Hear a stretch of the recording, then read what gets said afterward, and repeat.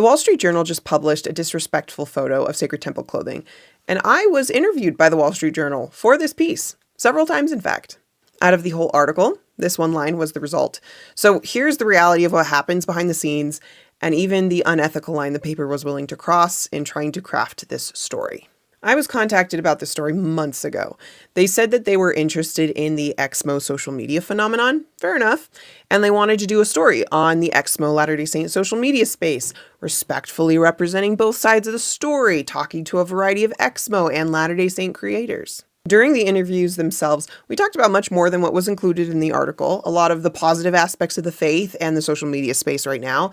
And of course, when talking in person, they were also far more complimentary than what ended up being published. And that I get. I understand journalists cast a wide net and then they have to be selective about the talking points that make it into the final story based on the goal of the piece. But the thing that disappointed me was that they tokenized real Latter-day Saint voices to feign balance while crossing what I feel like was a major ethical line. I don't know how this came about, but at some point the Wall Street Journal decided to stage, shoot, and publish a photo of sacred temple clothing in what I feel like is an explicitly mocking way. What happens in temple ceremonies is very sacred.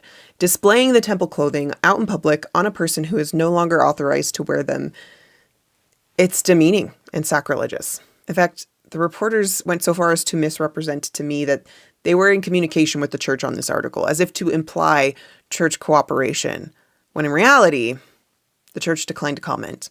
And the Wall Street Journal proceeded to violate the sanctity of our most revered rites.